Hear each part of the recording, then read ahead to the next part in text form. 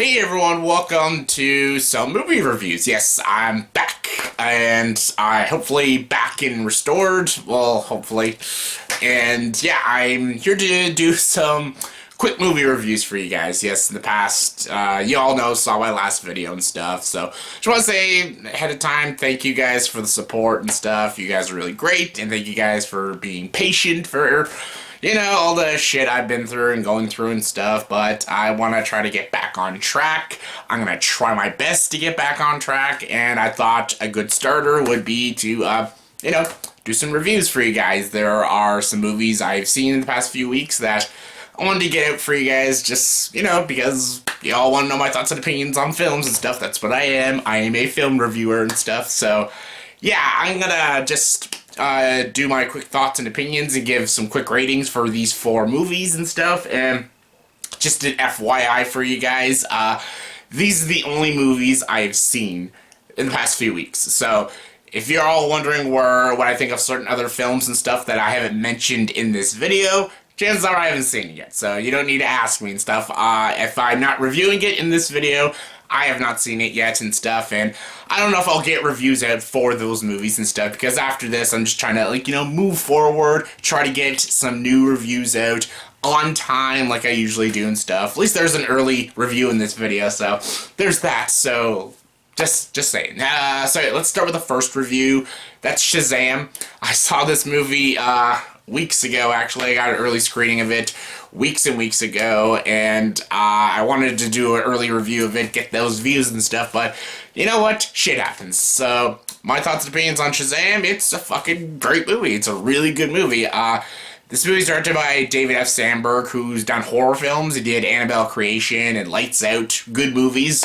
Never thought he would do a great action comedy, but he pulled it off, and it's a really fun film. Zachary Levi is great in it. The little kid in the movie who plays Freddy is awesome. The kid from It, what's his name? Anthony Jake Grazer, is that his name? I don't know. Blanking on the kid's name, but yeah, he was probably the standout, probably the show stealer of the whole film. I thought he was really great, gave a really great performance and stuff, and he had a lot of good comedy. The movie itself just has a lot of great comedy and stuff, and it's a very realistic portrayal of what a 12-year-old kid would be like if he was a grown-up and a superhero. The movie's basically Big meets Superman, and that's a pretty awesome combination, and it's got good action, good visuals, a lot of great comedy. It's just a perfect blend and stuff, and it's just a really great installment in the DC Cinematic Universe, which has been doing really well lately. Aquaman was great, Wonder Woman was great, so as long as we don't have Zack Snyder doing movies, then these movies could be kick-ass. And Shazam was very kick-ass. I had little to no issues with it. I love the ending, I love the characters, I love the action, and just, it puts a smile on my face. The only thing that sucks about it is the villain. The villain, played by Mark Strong, is a pretty shitty villain, and a very generic villain, and very stereotypical villain, and yeah, he really brought the film down and stuff, but I still really had a lot of fun with it. I think it's a great film, and I'd give Shazam a 9 out of 10. I think this is a terrific film, and people should definitely go see it. Next, I saw Missing Link. I just actually got to go to an early screening of it just yesterday, and this movie's awesome. I loved this movie. This movie is another Leica movie, and I love Leica Studios. You all know I love Leica Studios. I love Coraline, I love Kubo and the Two Strings, Paranorman, even the Box Trolls. The Box Trolls is not a great film, but I still enjoy the Box Trolls, and I was really looking forward to this movie because it's Leica Studios. And it's directed by Chris Butler, who did Paranorman, and I love Leica Studios. I love stop-motion animation is probably like my favorite kind of animation. I love hand-drawn animation. CG can be good, but a lot of my favorite films, like Nightmare Before Christmas and Paranorman and Coraline, are all stop-motion. I love stop-motion animation, and this movie has gorgeous stop-motion animation, and Chris Butler did a great job with this film. This movie has Zach Galifianakis, Hugh Jackman, Zoe Saldana and stuff. Really great voice acting. I love the story of this missing link, finding this adventurer and trying to find his family and stuff. This movie has amazing comedy, really great animation, really good storytelling, really good world building and stuff, and when I say it's funny, I mean it's legit funny and stuff. Like, This is not just comedy for kids. Actually, it's almost more for adults. There's a lot of great, like, really clever wit and stuff, and interesting commentary, and, like, it really tells really thinky jokes that you actually really gotta think about. You're like, oh my god, that's pretty fucking clever and stuff. And yeah, it also has some actually deep themes, and it makes you think about life and stuff, and you as a person, and even your own family and bloodline and stuff. Like, the movie actually makes you think. And that's what kids' movies should do.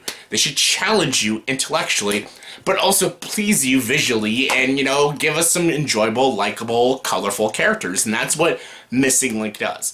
I enjoyed the characters, I enjoyed the story, and I enjoyed that it was smart. A movie about the missing link shouldn't be this smart, but Chris Butler, when Chris Butler's involved, you're gonna get a smart, engaging film, and I really enjoyed this film.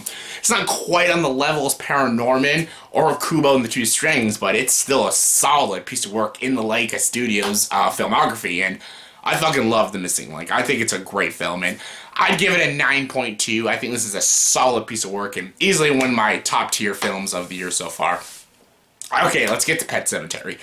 Pet Sematary is a film I was looking forward to because the trailers look like a very dark, ominous movie, kind of like another The Witch. Sadly, it's not as good or as captivating or as clever as The Witch. Let's just face it, actually, it's not even that great of a film. Pet Sematary is not very good. It's not very scary, it's not very enjoyable, it's kind of bleak, dull, and kind of been there, done that, and it just kind of lost me in the ending. The original Pet Sematary, the Stephen King one, is a fine film, nothing great, a bit dated, but it has some cool, creepy, kind of cheesy shit that kind of makes it fun to watch. But this one, it just tries to go for the more dark, bleak, and ominous feel of a horror film, kind of like the typical modern-day horror style, and honestly, I just wasn't digging it.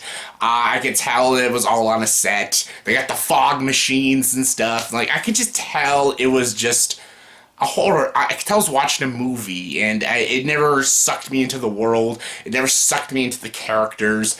The trailer does spoil things about the movie and stuff, and I don't know, I just couldn't get invested with these characters. I didn't care. I didn't care about the plot. I didn't care about the characters. I didn't care about where it was going. It's not scary to me. It's not enjoyable. It wasn't thrilling. There's some decent cinematography, but the score wasn't very engaging or haunting. It doesn't stick with you. Not one scene really stuck with me, and I can't for the life of me remember anything about this movie. And I saw this movie like a couple days ago, and I don't remember. I found it very forgettable and kind of generic horror film. Sure, John Lithgow is pretty great in the film, and Jason Clarke is okay in a few scenes and stuff, and the cat is awesome, but it's just, I don't know, it didn't stick with me, and I don't know, I was kind of bored, and I just didn't give a shit about this movie. I'd give it a 5 out of 10. I know a lot of people really enjoyed it, but that's cool, that's all opinion, but I didn't enjoy it. Speaking of films I didn't enjoy, Dumbo. Dumbo I didn't enjoy either. I love Tim Burton. Tim Burton has been a director I've loved my whole life, because I grew up on his Batman films. Batman 89, Batman Returns is something I grew up with. I grew up with Beetlejuice, Pee-wee's Big Adventure, The Nightmare Before Christmas, even though he didn't direct it. That was Henry Selick, but still, he created the characters in the world of The Nightmare Before Christmas. I grew up with Sleepy Hollow. I grew up with Edward Scissorhands and Ed Wood and stuff. I grew up with Tim Burton.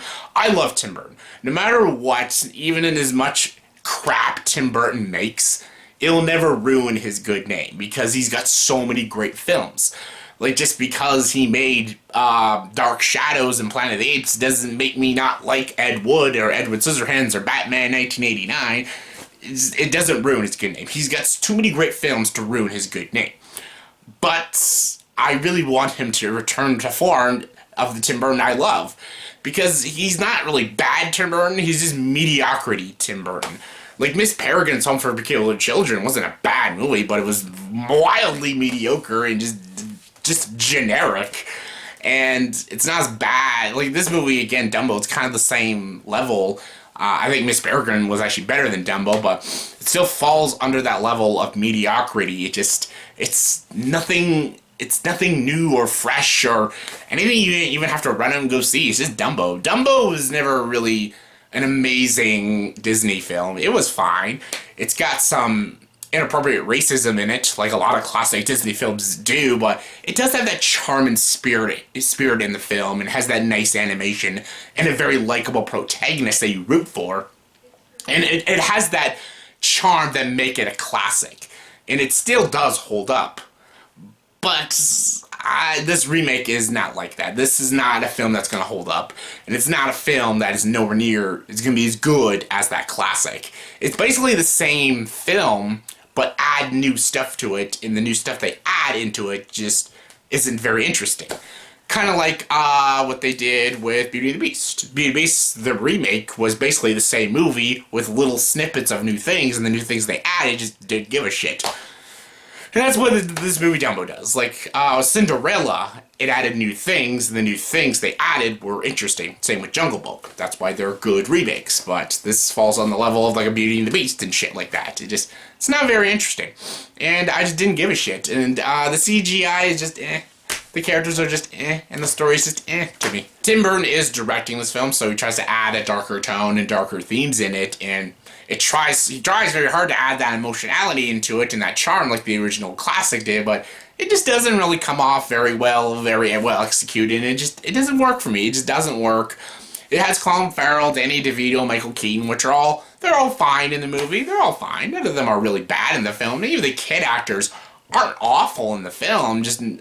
It has no spirit to it. It doesn't have an identity to it, and it just feels like it's just trying to be Dumbo, but a remake of Dumbo, and add these things that you just don't give a crap about.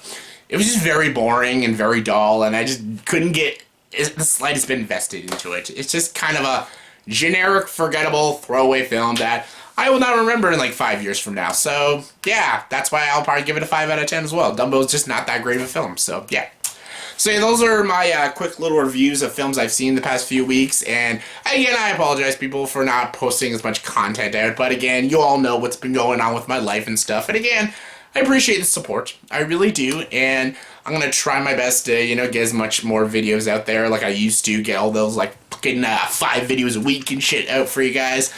I'm not gonna do that right away, but I'm gonna try my best to get back on schedule and stuff, and once again, thanks guys. Thank you for being just such cool subscribers and just being so chilled and cool with my stupid shit I've been dealing with. And yeah, thanks guys. And I'll be shooting another top 10 list after this video, so hopefully I'll get that out. And I have 2 other top 10 lists I'll be getting out to you guys that I shot like weeks ago. I shot like 2 top 10 list videos. So hopefully I'll get those videos out for you guys. So yeah. There's that, and yeah, in the comment section below, please tell me, what have you guys been up to these days, and give your thoughts and opinions on these 4 videos, these 4 movies, what are your thoughts and opinions on them? Do you agree with me, do you disagree with me, give me your thoughts and opinions, comment below, let me know, and as always, for this video, please like, subscribe to the channel, and join the dark side.